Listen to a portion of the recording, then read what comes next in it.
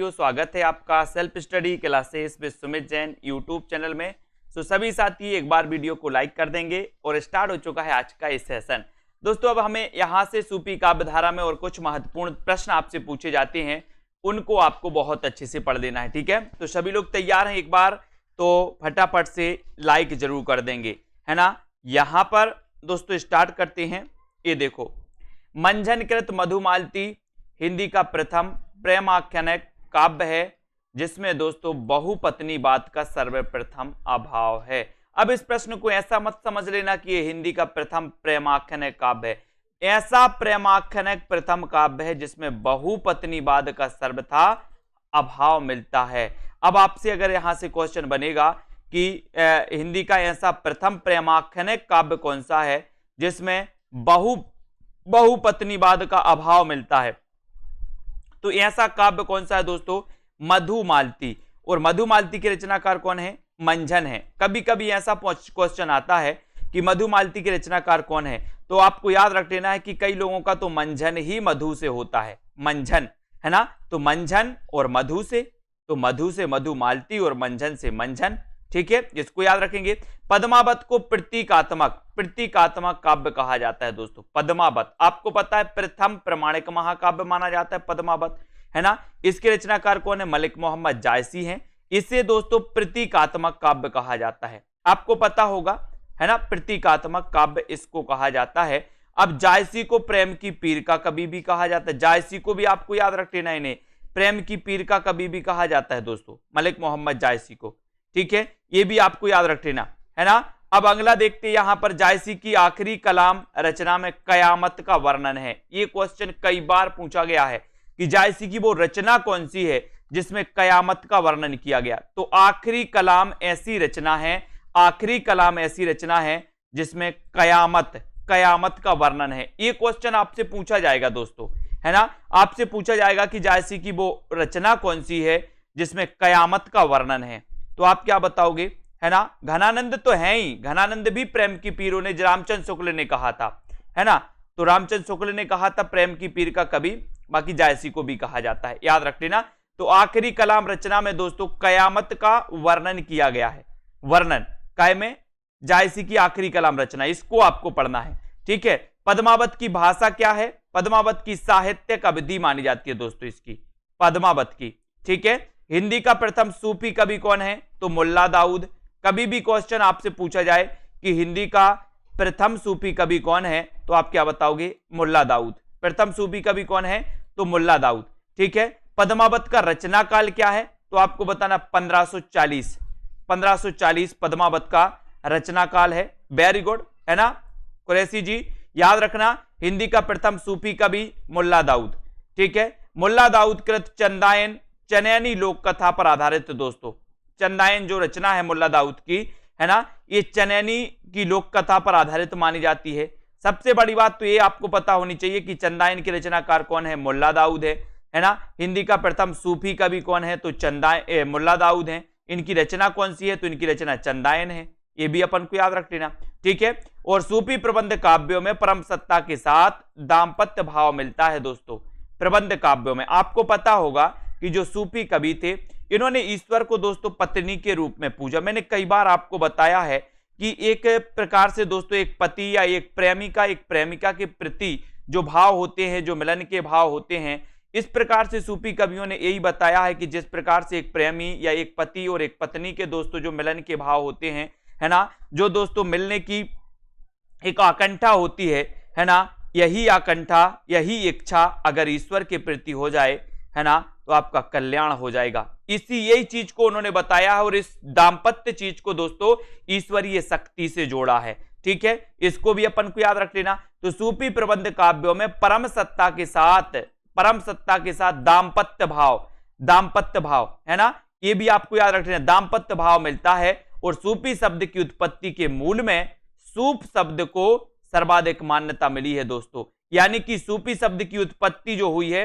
वो सूफ शब्द से हुई है, ऐसा अपन को याद रखते हैं। सूफ शब्द, इसको सर्वाधिक मान्यता मिली। और मंसूर यानी कि अनलहक मैं ही ब्रह्मा हूं घोषित किया। एक क्वेश्चन कई बार आया है कि मैं ही ब्रह्मा हूं ये किसने घोषित किया? ये किया मंसूर ने। अनलहक यानी कि मैं ही ब्रह्मा हूं, ये किसने घोषित किया? ये किया दोस्तों किसने? मंसूर ने। मंसूर, ये क्वेश्चन कई बार आया इसलिए इसको छोड़ना नहीं है। यहां पर आ जाते हैं, सबसे पहले हम देखते हैं मधुमालती मंझन की कृति है और ऐसी कृति है दोस्तों जिसमें बहुपत्नीवाद का सर्वथा अभाव मिलता है। ऐसी प्रथम प्रेमाख्यानक या सूफी काव्य रचना मानी जाती है ना। पद्मावत को प्रतीकात्मक काव्य माना जाता है। पद्मावत के रचनाकार जायसी हैं, ठीक है। पद्मावत का रचना काल 1540 है।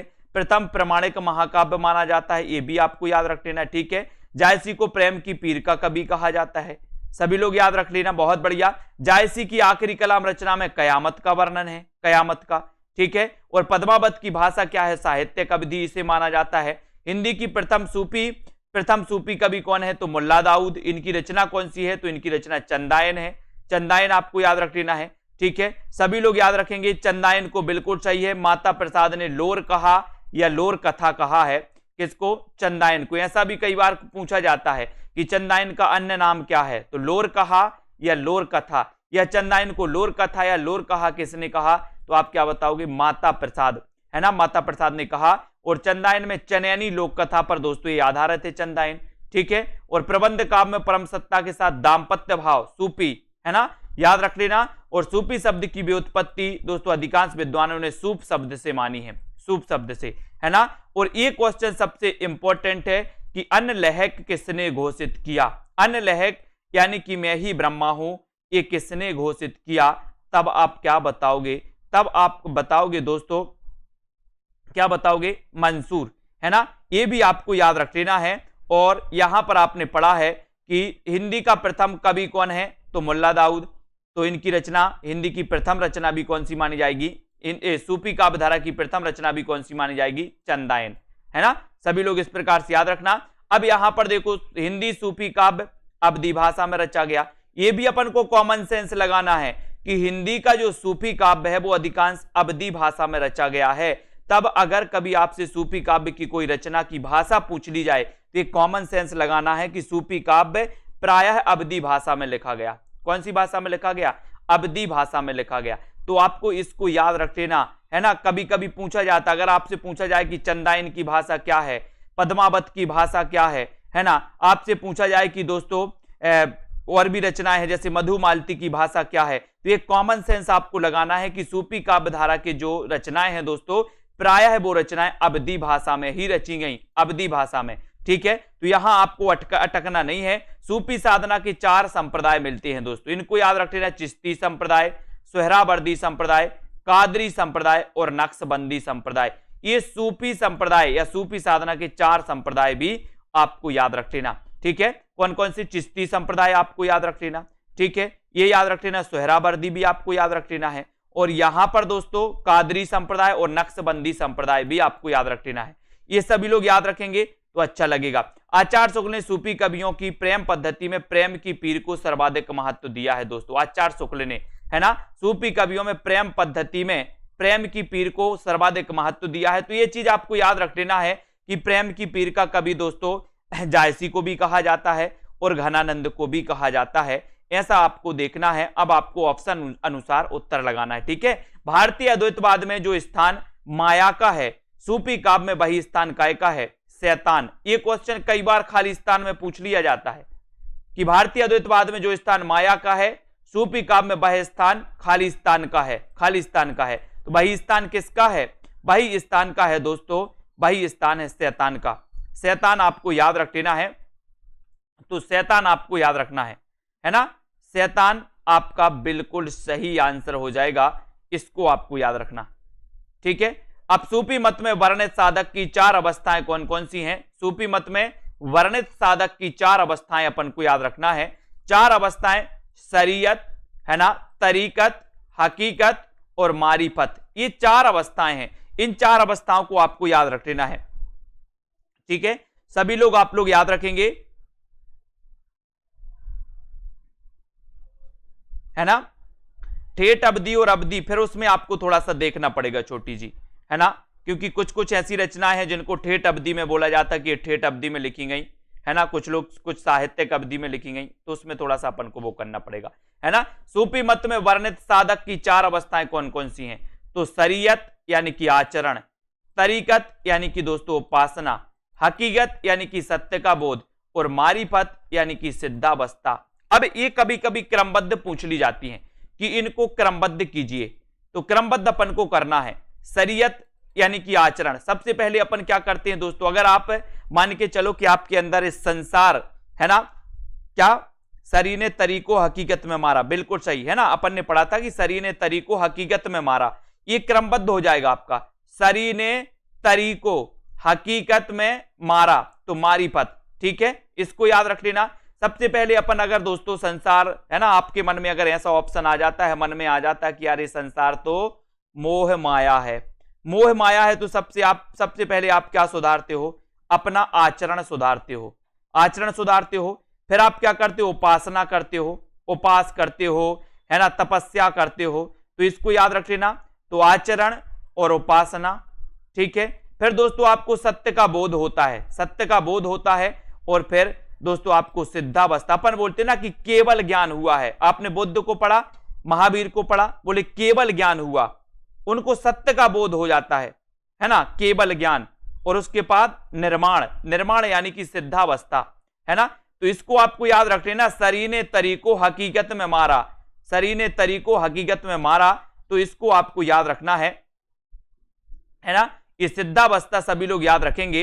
अब यहां पर देखते हैं दोस्तों, बिल्कुल ये दोस्तों कभी कभी होता है ना, कभी कभी ऐसा भी आप लिख देना कि जो पद्मावत में ये क्वेश्चन कई बार आया है कि पद्मावत में ठेठ अवधि, यहां पर अपन ने अभी दोस्तों साहित्यक अवधि पढ़ा है, कुछ पुस्तकों में पद्मावत के लिए साहित्यक अवधि के लिए प्रयोग किया गया, लेकिन मैंने पेपर में भी देखा है कि जब क्वेश्चन पूछा जाता है तो उसमें पद्मावत के लिए ठेठ अवधि का प्रयोग किया जाता है। ठेठ अवधि वाले ऑप्शन को दोस्तों उन्होंने सही किया है, तो एक क्वेश्चन आपको यहां पर देख लेना, है ना, ठेठ अवधि पद्मावत को, है ना, सभी लोग याद रख लेना। यहां पर अपन ने अभी देखा था कि यहां पर साहित्यक अवधि इसमें बताया था कि पद्मावत की भाषा क्या है ना, लेकिन ये दोस्तों पुस्तकों में मिलता है साहित्यक अवधि, लेकिन यहां पर आपको याद रख लेना कि ये ठेठ अवधि में ही मानी जाती है।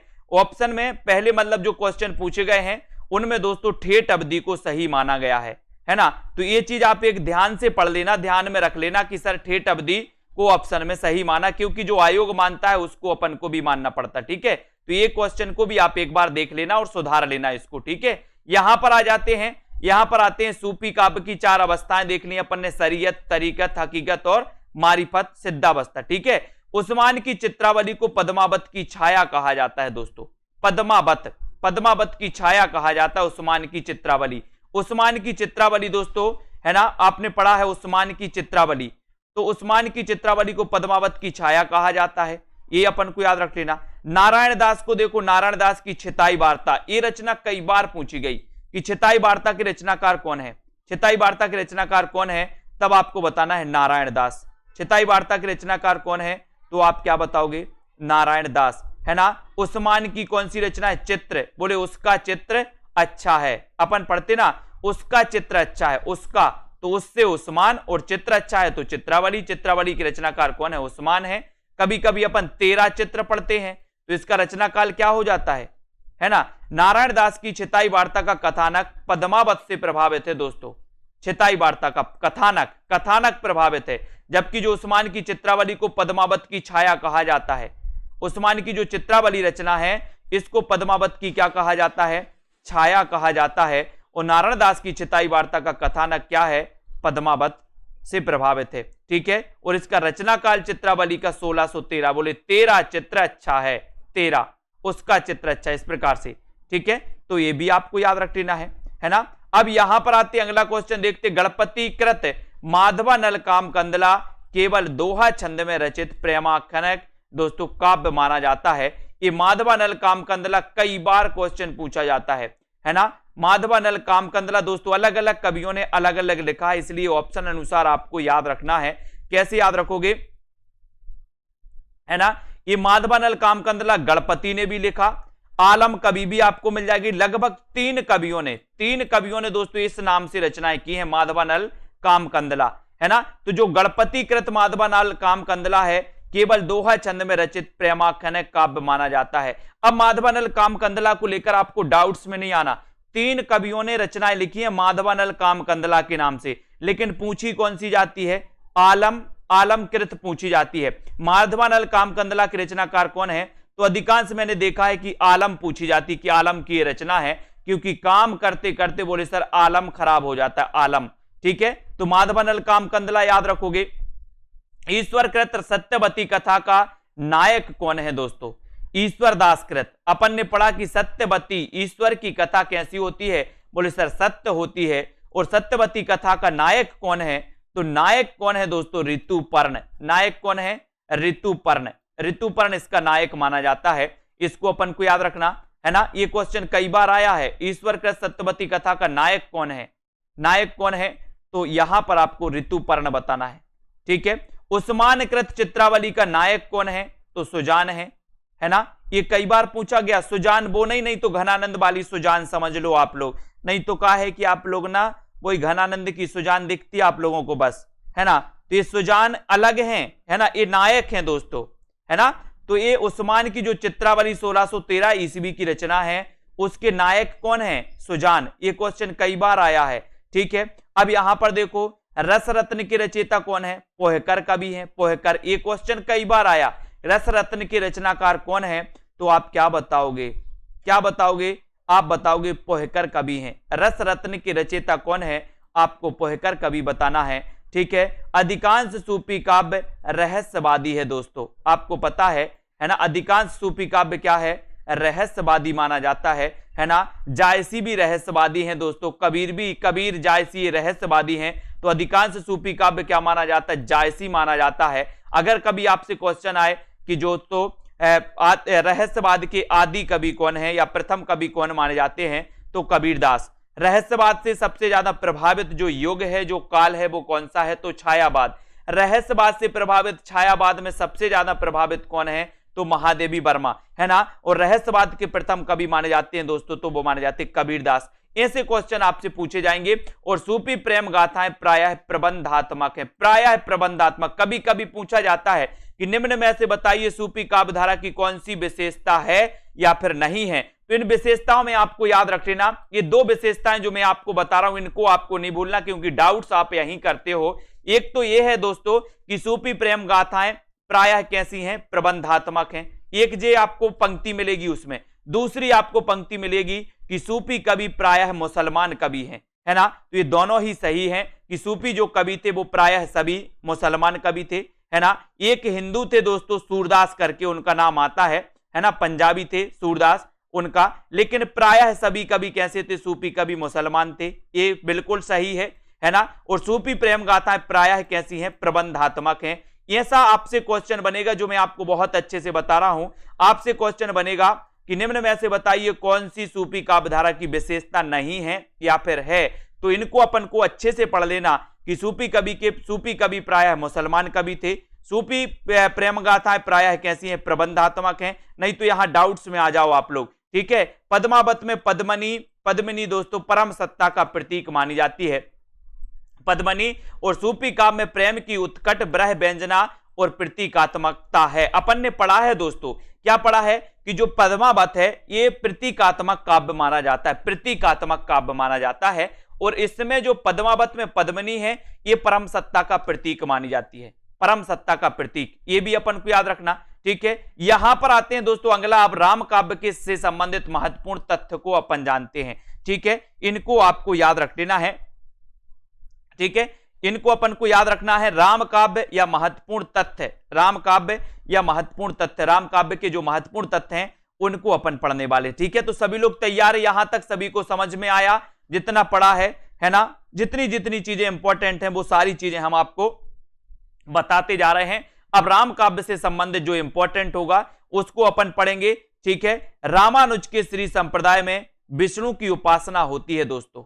रामानुज श्री संप्रदाय, एक क्वेश्चन तो यहीं से आपसे बनता है। एक पूछा जाता है कि श्री संप्रदाय के प्रवर्तक कौन है, तब आपका उत्तर होता है रामानुज, है ना। श्री संप्रदाय के प्रवर्तक कौन है? तो रामानुज। तो यहां पर आया राम, और राम को आप क्या करते हो? श्री राम बोलते ना, श्री राम। तो श्री से श्री संप्रदाय और रामानुज से रामानुज। ठीक है, ये विष्णु की उपासना होती है दोस्तों। इसमें काय में श्री संप्रदाय में विष्णु की उपासना होती है, ये भी अपन को याद करना है। ठीक है, अब यहां पर आते हैं, यहां पर देखते हैं तुलसीदास की विनय पत्रिका की भाषा क्या है। जितना ये क्वेश्चन सरल है मैंने आपको कई बार बता दिया और कई बार आप लोगों को पता भी है कि सर तुलसीदास की अगर बात करोगे तो इनकी जितनी रचनाओं में राम और मंगल आता है, जैसे जानकी मंगल है ना, और दोस्तों रामज्ञा प्रश्न, जिन भी रचनाओं में राम और मंगल आता है वो काय में लिखी गई, अवधि में लिखी गई। जिनमें राम और मंगल नहीं आता वो ब्रज भाषा में। लेकिन इनकी जो दोस्तों 12 प्रमाणिक रचनाएं मानी जाती हैं, 12 प्रमाणिक रचनाओं में जिनमें राम और मंगल आए वो अवधि में, जिनमें राम और मंगल ना आए वो ब्रज भाषा में। ठीक है, तो विनय पत्रिका की भाषा क्या है, ब्रज भाषा। ये क्वेश्चन कई बार आया है, बहुत सरल है, हमने एक आपको छोटी सी ट्रिक भी बता दी है ना। तो विनय पत्रिका की भाषा क्या है, ब्रज भाषा है। तुलसीदास लोक मंगल की भावना के सर्वश्रेष्ठ कवि माने जाते हैं। कभी कभी ये क्वेश्चन आ जाता है कि लोक मंगल की भावना के सर्वश्रेष्ठ कवि कौन है, तो आपको तुलसीदास लगा देना है, तुलसीदास। ठीक है, अब यहां पर देखो, केशव कही ना जाए का कहिए, देखत तब रचना विचित्र, अति समुझे मन ही मन रहिए। ये पंक्ति तुलसीदास की है और ये पंक्ति कई बार इतना पूछा जाता है, केशव कही ना जाए का कहिए, बोले पंक्ति किसकी है, ऑप्शन में केशवदास रहता है, आप केशवदास फटाक से लगा के आ जाते हो। क्यों लगा के आ जाते हो, क्योंकि ऑप्शन में भी केशवदास है और पंक्ति में भी केशवदास है ना। ये आप लगा देते हो, कंफ्यूज क्रिएट हो जाता है आपके अंदर, आप लगा देते हो केशवदास, लेकिन अब नहीं लगाना। बोले सर कैसे याद करें, तो आपको याद ऐसे करना है, केशव। एक बार क्या हुआ कि केशवदास ने तुलसीदास जी से कहा कि तुलसीदास जी इतनी बड़ी रचना कर दिया आपने, संविधान जैसा ग्रंथ लिख दिया है ना। बोले कैसे कर दिया आपने, तो दोस्तों तुलसीदास ने कहा कि केशव कहीं ना जाए का कहिए, कहीं ना जाए क्या कहिए, है ना। तो आपको याद रखना है, बिल्कुल यहां से याद रखना है, केशव कहीं ना जाए का कहिए, कहीं ना जाए का कहिए, है ना। तो एक केशवदास की नहीं है, तुलसीदास की पंक्ति है। ठीक है, तो केशव कहीं ना जाए का कहिए, देखत तब रचना विचित्र, अति समझे मन ही मन रहिए। ये पंक्ति तुलसीदास की है, इनको अपन को याद रखना।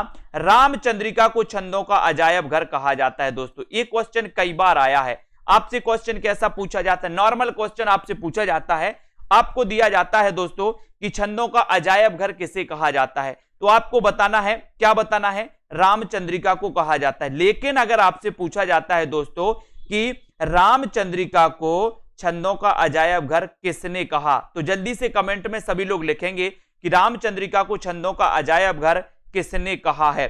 फटाक से कमेंट में लिखो और तैयार हो जाओ सभी लोग बताने के लिए। और आपको पता है कि रामचंद्रिका के रचनाकार कौन है, केशवदास हैं। ठीक है, रामचंद्रिका को छंदों का अजायब घर किसने कहा, तो आप बताओगे क्या, उत्तर आपका आपको ही बताना है ना। अवधी भाषा की शब्दावली को साहित्य की परिनिष्ठित शब्दावली बनाने का प्रथम श्रेय किसको है, तो वो है दोस्तों तुलसीदास को, है ना, तुलसीदास को है। ये भी अपन को याद रखेंगे। और बिल्कुल सही आंसर आया है कि सर रामचंद्रिका को छंदों का अजायब घर कहा है, तो किसने कहा है, राम स्वरूप चतुर्वेदी, राम स्वरूप चतुर्वेदी ने कहा। ये क्वेश्चन कई बार आएंगे, आपसे पूछे जाएंगे, इसलिए आपको याद रखना है।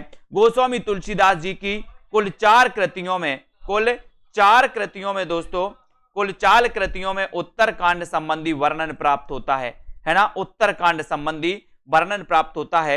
आपको पता है दोस्तों, है ना, गोस्वामी तुलसीदास की कुल 4 कृतियों में उत्तरकांड संबंधी वर्णन प्राप्त होता है। और तुलसीदास ने विनय पत्रिका की रचना कली काल से मुक्ति, ये क्वेश्चन मोस्ट इंपॉर्टेंट है, आईएमपी है, भूलना नहीं है। आपसे पूछा जाएगा कि तुलसीदास ने कौन सी रचना कलिकाल से मुक्ति हेतु की थी, किस रचना की दोस्तों, कौन सी वो रचना है तुलसीदास की जिसकी रचना कलिकाल से मुक्ति हेतु की थी, तो आप क्या बताओगे दोस्तों, वो रचना इनकी विनय पत्रिका है। कई बार क्वेश्चन आया है, भूलना नहीं है, और भूलोगे तो फिर देखना, है ना।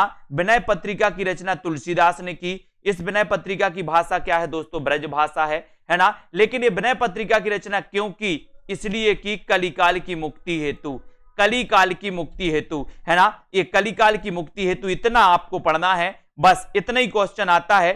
ठीक है, बहुत बढ़िया। अब यहां पर अपन को याद रखना, अब यहां पर आ जाते हैं रामचरितमानस अरण्य और लंका कांड में बीभत्स रस का उल्लेख है। यह भी क्वेश्चन कई बार आता है कि रामचरितमानस के किस कांड में दोस्तों बीभत्स रस का उल्लेख। अब बीभत्स रस आप देखो अरण्य यानी कि जंगल में जब राम गए, लंका में देखो लंका कांड में, तो यहां बीभत्स रस दोस्तों आप वन में गए, वन में दोस्तों राक्षसों का नाश किया, तो यहां पर भी दोस्तों जुगुप्सा यानी कि घृणा है ना, ये क्या आपको पता है जब ऐसी चीजें दोस्तों आपके सामने आ जाती हैं है ना, बीभत्स रस समझते हो सभी लोग, घृणा के भाव जब अपने अंदर जागृत होते हैं, जुगुप्सा के भाव अपने अंदर जागृत। लंका में अपन ने देखा था मारकाट मची थी, लाशें पड़ी थी है ना, सड़ रही थी, गल रही थी, और वन में भी ऐसे ही राक्षसों की दोस्तों लाशें आसे डली थी। तो आपको याद रख लेना कि जो अरण्य और लंका कांड जो है ना दोस्तों, इसको याद रख लेना, ये बीभत्स रस का इसमें उल्लेख मिलता है। ये क्वेश्चन भी कई बार आया और ये क्वेश्चन कई बार लोग गलत करके आएंगे, लेकिन आपको मैंने एक छोटी सी ट्रिक दे दी है कि लंका में जब मारकाट मची थी तो यहां बीभत्स रस उत्पन्न हुआ था है ना, और अरण्य में आपने देखा था कि अरण्य में दोस्तों जंगल में राक्षसों का नाश हुआ, तो वहां पर भी ऐसी स्थिति, तब बीभत्स रस उत्पन्न हुआ था। ठीक है, सीता को प्रधानता देकर लिखा गया जो काव्य है दोस्तों वो कौन सा है? सीतायन। और सीतायन के रचनाकार कौन है? तो राम प्रिया शरणदास, राम प्रिया शरणदास। अब आपसे पूछा जाएगा कि सीतायन के रचनाकार कौन है, आप क्या बताओगे? राम प्रिया शरणदास। ठीक है, सभी लोग याद रख लेना है ना। सीतायन की रचनाकार कौन है? राम प्रिया। और आपको पता है सीता राम की प्रिया थी, राम की प्रिया थी, तो ये भी आपको याद रख लेना है। ठीक है, इनको सभी लोग याद रख लेना, सीतायन, राम प्रिया शरणदास। ठीक है, छंदों का अजायब घर दो रचनाओं के लिए कहा जाता है, लेकिन अधिकांश जो अभी तक पूछा गया है वो रामचंद्रिका पूछा जाता है। आदिकाल में छंदों का अजायब घर पृथ्वीराज रासो को कहा जाता है, लेकिन दोस्तों भक्ति काल में आपको पता है रामचंद्रिका को कहा जाता है। लेकिन अधिकांश अभी तक जो क्वेश्चन आया वो रामचंद्रिका का ही आया है। आपसे पूछा जाता है कि छंदों का अजायब घर किसे कहा जाता है, तो आपको रामचंद्रिका लगाना है ना। और दोस्तों रामस्वरूप चतुर्वेदी ने उसे छंदों का अजायब घर कहा है। और सीतायन आपको याद रख लेना कि सीतायन के रचनाकार कौन है, तो राम प्रिया शरणदास माने जाते हैं, ये कभी आपको भूलना नहीं है। राम भक्त कवि नाभादास के गुरु का नाम क्या था? दोस्तों नाभादास के बारे में बहुत पढ़ा होगा आपने, और नाभादास के सबसे जो पहला इनका प्रश्न आता है, कई बार आया है, वो यही आया है कि भक्तमाल के रचनाकार कौन है, भक्तमाल के रचनाकार कौन है। तब आपको बिल्कुल आराम से संतुष्ट से दोस्तों नाभादास लगाना, क्योंकि भक्तों का माल कहां रखा है? बोले सर भक्तों का माल नभ में रखा है, तो नभ से नाभादास, और नाभादास की रचना भक्तमाल, और नाभादास के गुरु का नाम क्या था? अग्रदास। और अग्रदास की एक रचना है दोस्तों, वो रचना कौन सी है? ध्यान मंजरी। मैंने आपको पढ़ाया था कि ध्यान अग्र नहीं जाना चाहिए, ध्यान अग्र नहीं जाना चाहिए। तो अग्रदास दोस्तों नाभादास के गुरु हैं। अग्रदास की रचना है ध्यान मंजरी और नाभादास की रचना है भक्तमाल। दोनों ही रचनाएं पूछी जाती हैं। आपसे पूछा जाता है भक्तमाल के रचनाकार कौन है, ध्यान मंजरी के रचनाकार कौन है, तो आपको याद रखना है ध्यान मंजरी अग्रदास और भक्तमाल नाभादास, भूलना नहीं है। लोकनायक वही हो सकता है जो समन्वय करने की अपार धैर्य लेकर आया हो। उनका सारा काव्य समन्वय की विराट चेष्टा है। तुलसीदास के संबंध में ये जो कथन है, ये कथन हजारी प्रसाद द्विवेदी का है, नॉट दोस्तों रामचंद्र शुक्ल। ठीक है, ये किसका है? हजारी प्रसाद द्विवेदी का। अब हजारी प्रसाद द्विवेदी को आपको याद रखना है। इन्होंने दोस्तों याद रखोगे कि लोकनायक वही हो सकता है जो समन्वय करने की अपार धैर्य लेकर आया है, समन्वय करने का अपार धैर्य लेकर आया हो। उनका सारा काव्य समन्वय की विराट चेष्टा है। किसका? तुलसीदास का। और तुलसीदास के बारे में जो कथन कहा है वो किसने कहा है? वो कहा है हजारी प्रसाद द्विवेदी ने, है ना। ये आपको याद रखना है, हजारी प्रसाद द्विवेदी का एक कथन है तुलसीदास जी के बारे में। इन्होंने इन्हें लोकनायक कहा, है ना। इन्होंने दोस्तों इनका काव्य जो है वो समन्वय की विराट चेष्टा कहा है, ये भी अपन को याद करना। ठीक है, एक कथन आता है, इसको भूलना नहीं है। गोद लिए हुलसी फिरे तुलसी सो सुत होए, यह पंक्ति किसकी है? अब यहां पर तुलसी आ गया तो लोग तुलसी लगा के दोस्तों इसको तुलसी लगा देते हैं, लेकिन आपको पता है कि ये तुलसी के बारे में पंक्ति कही गई है। अब तुलसी के बारे में पंक्ति कही गई तो कोई और कहेगा, और कोई कहेगा तो वो कौन कहेगा? रहीम। कौन कहेंगे? रहीम। गोद लिए होलसी फिरे, तुलसी जी की, तुलसीदास की माता का नाम क्या था? होलसी था। तो गोद लिए होलसी फिरे तुलसी सो सुत होए, तुलसी सो सुत होए, ये पंक्ति किसकी है? ये पंक्ति कई बार पूछी गई, लेकिन इस पंक्ति के रचनाकार कौन है? तो आपका उत्तर हो जाता है रहीम दास। ठीक है, स्वामी अग्रदास राम भक्ति धारा के कवि हैं दोस्तों। ये अग्रदास आपको याद रख लेना। नाभादास के गुरु कौन थे? अग्रदास। और अग्रदास राम भक्ति धारा के कवि माने जाते हैं। ये भी आपको, ये क्वेश्चन भी कई बार आया है। और दोस्तों याद रख लेना, जो यहां पर अपन जो पढ़ रहे हैं लाइव क्लास, वो ऐप पर आपके लिए उपलब्ध करवाई जाती है, 1-2 घंटे में अभी हम डाल देंगे। उसमें ऐप पर आपको एक फोल्डर बना है निचोड़ क्लास का, उस निचोड़ क्लास में आप जाओगे तो ये सारे वीडियो वहां पर आपको मिल जाएंगे। स्वामी अग्रदास राम भक्ति धारा के कवि थे और तुलसीदास को रूपकों का बादशाह कहा जाता है। तुलसीदास का रूप, बोले तुलसीदास का रूप बड़ा अच्छा होगा, है ना। पढ़ा है ना अपन ने कि सर रत्नावली के पास चले जाते हैं, है ना, नदी चढ़ी है लाश को दोस्तों समझ के, लकड़ी समझ के पार कर जाते हैं, लाश पर बैठ करके नदी पार कर जाते हैं, सांप को रस्सी समझ करके चढ़ जाते हैं, है ना। और जब पत्नी देखती है, रत्नावली पत्नी देखती है तो पत्नी क्या कहती है ना, कि इतना अगर आप प्रेम, इतनी अगर भक्ति, इतनी अगर लगन भगवान से करोगे तो इस भव सागर से तर जाओगे। वही तुलसीदास हैं जो चित्रकूट के घाट पर भाई संतन की भीड़ और तुलसीदास चंदन घसे तिलक, बोले हद तेरी की जिसके लिए हमने नदी नहीं देखी, जिसके लिए हमने बारिश नहीं देखी, जिसके लिए हमने सांप और रस्सी कुछ नहीं देखा, उसने आज, है ना, अपनी औकात बता दी, है ना। तो तुलसीदास भी निकल गए, वहां से निकल गए, पहुंच गए चित्रकूट के घाट पर, है ना। तो स्वामी अग्रदास को याद रख लेना, राम भक्ति धारा के कवि हैं और तुलसीदास को रूपकों का बादशाह कहा जाता है। ये बहुत ही इंपॉर्टेंट है दोस्तों, आपसे क्वेश्चन आएगा कि रूपकों का बादशाह किसे कहा जाता है, बोले सर तुलसीदास। तुलसीदास ये रूपकों के बादशाह थे और रामानंद ने रामार्चन पद्धति में अपनी पूरी गुरु परंपरा का उल्लेख किया है। रामानंद ने रामार्चन पद्धति, इनकी एक रचना है रामार्चन पद्धति, है ना, और अपनी पूरी गुरु परंपरा का दोस्तों इसमें उल्लेख किया गया है। किसमें? रामानंद। आपको पता होगा रामानंद के बारे में, आप पढ़े हो, है ना, इसको आपको याद रख लेना है। यहां पर आते नाभादास की अष्टयाम में राम की दिनचर्या का उल्लेख मिलता है। किसकी? नाभादास की एक रचना अष्टयाम, और अष्टयाम के रचनाकार और भी आपको मिल जाएंगे दोस्तों, क्योंकि अष्टयाम आपको पता है कि अष्टयाम और भी रचनाकारों ने इसकी रचना की है, ठीक है। तो इनको आपको याद रख लेना है। नाभादास अष्टयाम में राम की दिनचर्या का उल्लेख मिलता है, नाभादास कृत अष्टयाम। अब आपको याद रख लेना कि नाभादास की एक अष्टयाम रचना भी है, नाभादास की एक दोस्तों भक्तमाल रचना भी है ना। और अष्टयाम रचना में राम की दिनचर्या का वर्णन किया गया, और भक्तमाल की रचना जो की है दोस्तों वो किस भाषा में की है? वो ब्रज भाषा में की है। भक्तमाल की भाषा क्या है अगर कभी आपसे पूछा जाए, सबसे पहले तो यही क्वेश्चन आपसे बन जाता है कि सर भक्तमाल के रचनाकार नाभादास हैं, लेकिन भक्तमाल की रचना किस भाषा में की गई? तो आपको बताना कि ये की गई ब्रज भाषा में। किसमें की गई? ब्रज भाषा में, हाँ, है ना। इनको आपको याद रखना। तुलसीदास ने हनुमान बाहुक की रचना शारीरिक पीड़ा से मुक्ति हेतु की थी दोस्तों। एक क्वेश्चन मोस्ट इंपोर्टेंट है, हनुमान बाहुक के रचनाकार कौन है? हनुमान बाहुक के रचनाकार कौन है? तब आपका उत्तर हो जाएगा तुलसीदास, है ना। ये तुलसीदास आपको याद रखना। और दोस्तों आपसे पूछा जाएगा कि तुलसीदास ने कौन सी रचना शारीरिक पीड़ा से मुक्ति हेतु की थी?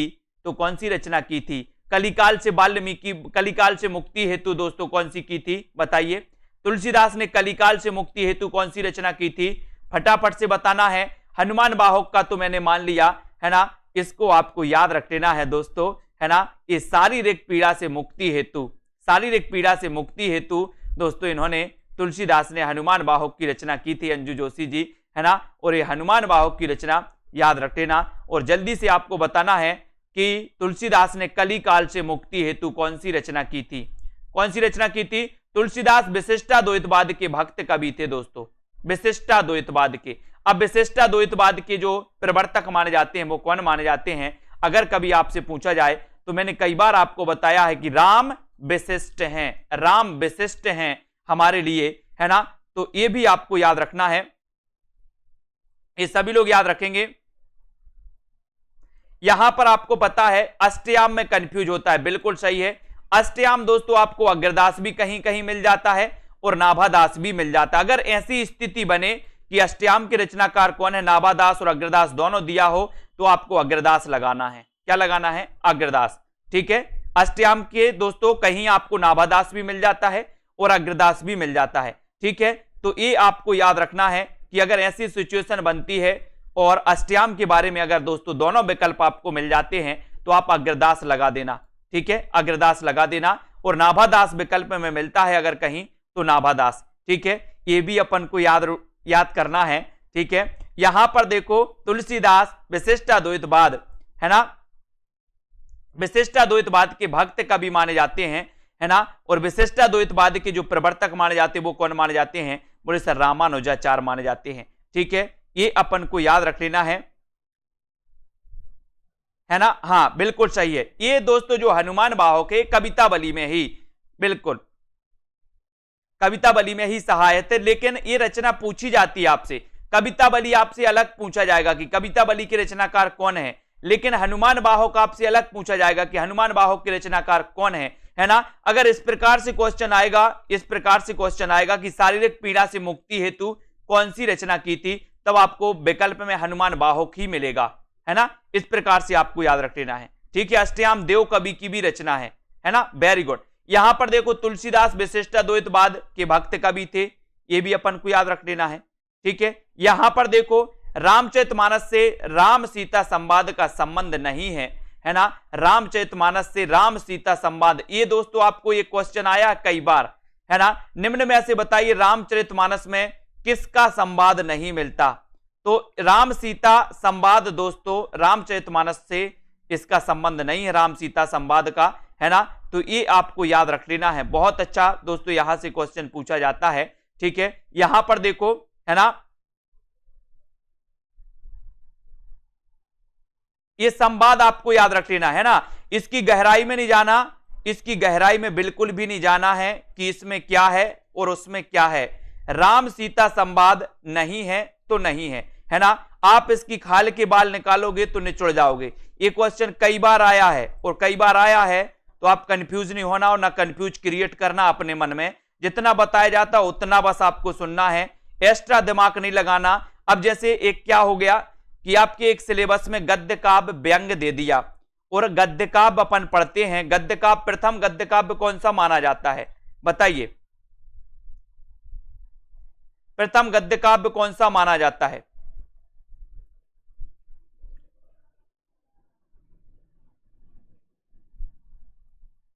प्रथम गद्य काव्य कौन सा माना जाता है, बताइए कौन कौन बता रहे हैं।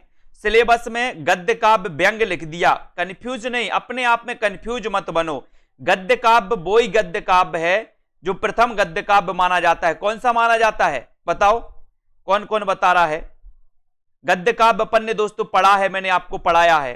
प्रथम गद्य काव्य आपको बताना है कौन सा माना जाता है ना। साधना माना जाता है, वेरी गुड। किसकी रचना है ये साधना, बताइए। साधना किसकी रचना है, वो ही है गद्य काव्य जो व्यंग लिखा है आपके उसमें, वो ही है गद्य काव्य। कंफ्यूज नहीं होना यहां पर, ठीक है। साधना किसकी रचना है ये, वो भी बताना जल्दी से। और है ना राय कृष्णदास, राय कृष्णदास की, ठीक है, राय कृष्णदास की रचना मानी जाती है साधना। प्रथम गद्य काव्य माना जाता है। कंफ्यूज बिल्कुल भी क्रिएट मत किया करो, है ना। तुलसीदास अवधि और ब्रज दोनों में रचना करने वाले कवि हैं। तुलसीदास अवधि और ब्रज दोनों में रचना। अब आपसे पूछा जाए अगर कि अब इतनी ज्यादा गहराई में जाने की बिल्कुल जरूरत नहीं है, और इतनी ज्यादा गहराई में जाओगे बेलोर जाओगे। मैंने कहा कि कलिकाल से मुक्ति हेतु दोस्तों विनय पत्रिका की रचना की। अब आप बोलोगे सर कलिकाल क्या है, तो ये बिल्कुल भी जरूरी नहीं जानना कि कलिकाल क्या। अपन को इतना याद रखना है कि कलिकाल से मुक्ति हेतु दोस्तों इन्होंने रचना की थी। होगा कोई रोग, होगा कुछ, है ना, कलिकाल से मुक्ति हेतु काल होगा कोई, ठीक है। अब इतनी ज्यादा अपन को अपने आप को वो नहीं करना कि एक एक चीज को आपके लिए वो करना। जो क्वेश्चन आता है उस पे अपन को फोकस करना। अनावश्यक विषयों पर जाओगे तो आप पढ़ नहीं पाओगे, ठीक है। रामचरितमानस की रचना शैली क्या है दोस्तों, दोहा चौपाई शैली है, दोहा चौपाई शैली। रामचरितमानस की रचना शैली क्या है, दोहा चौपाई शैली, दोहा चौपाई शैली, ठीक है। और यहां पर देखो अंगद पैज के रचनाकार कौन है, ईश्वरदास। अंगद पैज, अंगद पैज ये कई बार पूछा गया। अंगद, अंगद जानते थे दोस्तों, अंगद पैज, ठीक है। तो याद रख लेना है, अंगद ने पैर जमाया था लंका में, कौन की कृपा से, बोले सर ईश्वर की कृपा से।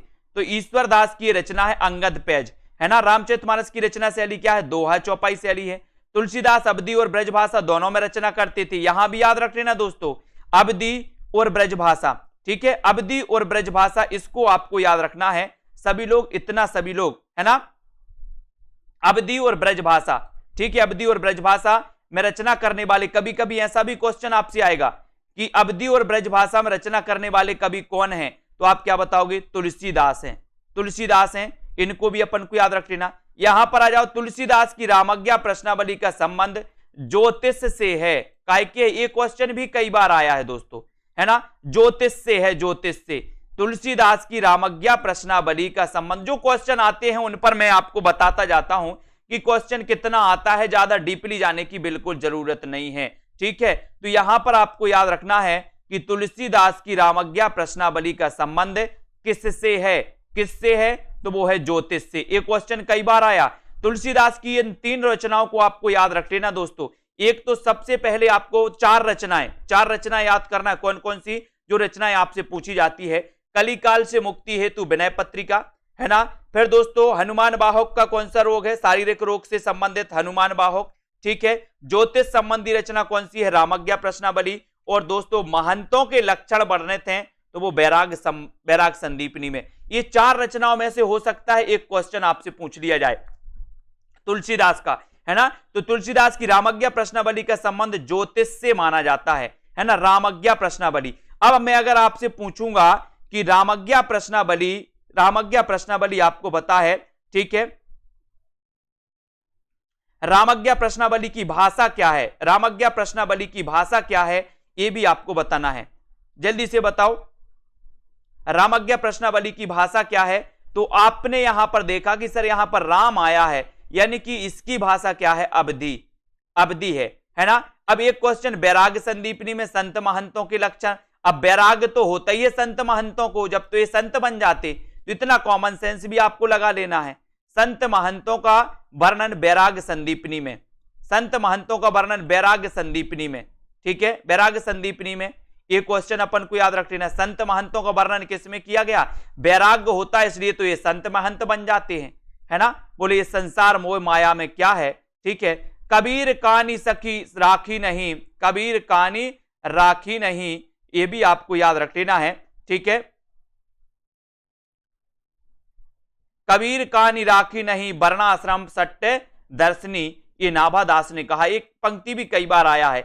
अब एक कबीर की पंक्ति समझ के आप कबीर मत लगाया ना, आपको नाभादास लगाना है कि कबीर कानी राखी नहीं, वर्णाश्रम सट्ट दर्शनी, ये नाभादास ने की पंक्ति है ना। और तुलसीदास की अंतिम रचना हनुमान बाहुक मानी जाती है दोस्तों। इसको कवितावली में समाहित किया गया है, लेकिन कभी कभी आपसे पूछा जाएगा कि अंतिम रचना कौन सी है, तो हनुमान बाहुक। कहीं कहीं आपको कवितावली मिल जाएगा, क्योंकि दोस्तों इस हनुमान बाहुक को कवितावली में ही रखा गया, कवितावली के अंतर्गत ही रखा जाता है। तो तुलसीदास की ये चीज भी आपको याद रख लेना है, ठीक है ना, बिल्कुल। अब यहां पर देखो, रामानंद को उत्तर भारत में भक्ति का प्रसार करने का श्रेय है, रामानंद को है उत्तर भारत में, ठीक है। और तुलसीदास की भक्ति का स्वरूप दास भाव है दोस्तों। एक क्वेश्चन कई बार आया है, एक क्वेश्चन आता है कि तुलसीदास की भक्ति का स्वरूप क्या है, तो दास भाव है। फिर आपसे क्वेश्चन आता है दोस्तों, आपसे पूछा जाता है कि मीराबाई की भक्ति का स्वरूप क्या है, तो माधुर भाव है। फिर आपसे पूछा जाता है सूरदास की भक्ति का स्वरूप क्या है, तो दास भाव है, सखा भाव है, सॉरी, सूरदास की सखा भाव है, तुलसीदास की दास भाव है, और मीराबाई की माधुर भाव है। तीनों चीजों को याद रख लेना, एक क्वेश्चन तीनों में से बन जाता है ना। राम और सीता के विवाह के अवसर पर केशव दास ने मिथिला की स्त्रियों से गारी गीत गवाया था। एक क्वेश्चन आया हुआ है कि निम्न में से बताइए, राम और सीता के विवाह के अवसर पर किस कवि ने मिथिला की स्त्रियों से गारी गीत गवाया? गारी गीत समझते हो, है ना, विवाह के अवसर पर एक गारी गीत गाया जाता है दोस्तों, है ना, गारी गीत गाया जाता है ना। एक मैं आपको अगर सुनाऊं गारी गीत क्या होता है विवाह के अवसर पर, है ना, क्या होती हैं कि जो महिलाएं रहती हैं वो गारी गीत गाती हैं। कैसे गाती हो? बोले जैसे समदी की मूछ, ऊंचाई कुत्ता की पूंछ, ऐसी गारी गीत गाती हैं दोस्तों, है ना। तो ये याद रख लेना, केशव दास ने मिथिला की स्त्रियों से गारी गीत गवाया था। आप लोग शायद समझ गए होंगे। तुलसीदास को जातीय कवि कहा जाता है, जातीय कवि कहा जाता है ना, तुलसीदास को। और रहीमकृत मदनाष्टक, ये मदनाष्टक तो कई बार पूछी गई है। मदनाष्टक के रचनाकार कौन है? तो कौन है? रहीमकृत, है ना। और एक खड़ी बोली आपसे पूछी जाती है, इसको सभी लोगों को आपको याद रखना है। और रहीम कृत मदनाष्टक, है ना, रहीम की कौन सी है, मदनाष्टक, ये रचना किसकी है, रहीम कृत। ठीक है, सभी लोग याद रख लेना। और इसी प्रकार से दोस्तों, हाँ, बुंदेलखंड में, ठीक है, बहुत बढ़िया। तो ये मदनाष्टक की भाषा कैसी है दोस्तों, भाषा खड़ी बोली मानी जाती है। रहीम कृत मदनाष्टक की भाषा खड़ी बोली है। इनको इसी प्रकार से पढ़ना है। कल अपन तुलसीदास, दोस्तों तुलसीदास के आगे यहां पर पढ़ेंगे। संस्कृत को छोड़कर भी संस्कृत की शास्त्रीय परंपरा का निर्वहन किया।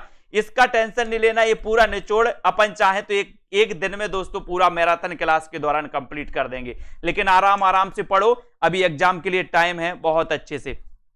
ठीक है, बहुत बढ़िया, धन्यवाद सभी को। बहुत सारी चीजें आप लोगों को अच्छी लगी होंगी, बहुत सारी चीजें समझ में आई होंगी, कुछ लोगों ने सीखी होंगी, कुछ लोगों ने रिवीजन किया होगा। ठीक है, बिल्कुल, है ना। और अध्ययन करते रहें, लाइक करते रहें अपने मित्रों तक, और मस्ती से पढ़ें, बिल्कुल भी टेंशन लेने की जरूरत नहीं है। जो होगा सो देखा जाएगा, टेंशन कोई नहीं लेगा, बिल्कुल फ्री और फ्री माइंड से सभी लोग अध्ययन करेंगे, है ना। कल से सभी लोग याद रख लेना, यूथ कंपटीशन की बुक से कल से सुबह 9:30 बजे आदिकाल की क्लास आएगी और पूरी क्लासें इसी प्रकार से आगे आएंगी। ठीक है, तो सभी साथियों को धन्यवाद। सभी लोग लगे रहें, लाइक करें, शेयर